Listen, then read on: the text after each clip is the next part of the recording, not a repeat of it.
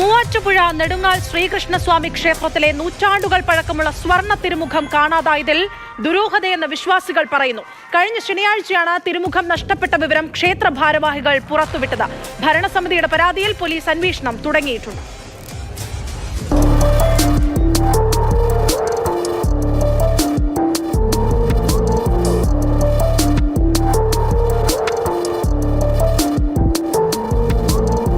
നൂറ്റാണ്ടിലധികം പഴക്കമുള്ള തിരുമുഖത്തിലെ സ്വർണത്തിൽ നിർമ്മിച്ച മുഖഭാഗം മാത്രമാണ് നഷ്ടപ്പെട്ടിരിക്കുന്നത്.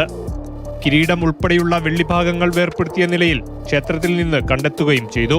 ഇതോടെയാണ് സംഭവത്തിൽ വിശ്വാസികൾ ദുരൂഹത ആരോപിക്കുന്നത്.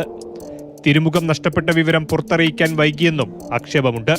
വ്യാഴാഴ്ച ദിവസങ്ങളിൽ വിഗ്രഹത്തിൽ ചാർത്താറുള്ള തിരുമുഖം ഉപയോഗശേഷം ശ്രീകോവിലിനോട് ചേർന്നുള്ള മുറിയിലാണ് സൂക്ഷിച്ചിരുന്നത്. കഴിഞ്ഞ ശനിയാഴ്ച തിരുമുഖം സൂക്ഷിച്ചിരുന്നിടം പരിശോധിച്ചപ്പോഴാണ് സ്വർണഭാഗങ്ങൾ കാണാനില്ലെന്ന് വ്യക്തമായത്.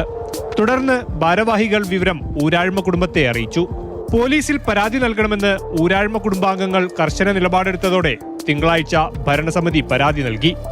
പിന്നാലെ സയന്റിഫിക് ഇൻവെസ്റ്റിഗേഷൻ ടീമും പോലീസും സ്ഥലത്തെത്തി വിശദമായ പരിശോധന നടത്തി. പുറത്തുനിന്നുള്ളയാൾ കയറിയതിന്റെ ലക്ഷണങ്ങളൊന്നും ക്ഷേത്രത്തിൽ ഇല്ലെന്നാണ് പോലീസ് പറയുന്നത്.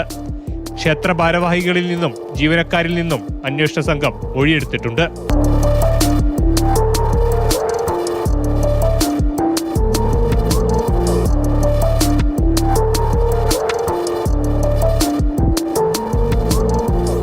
മാതൃഭൂമി ന്യൂസ്, കൊച്ചി.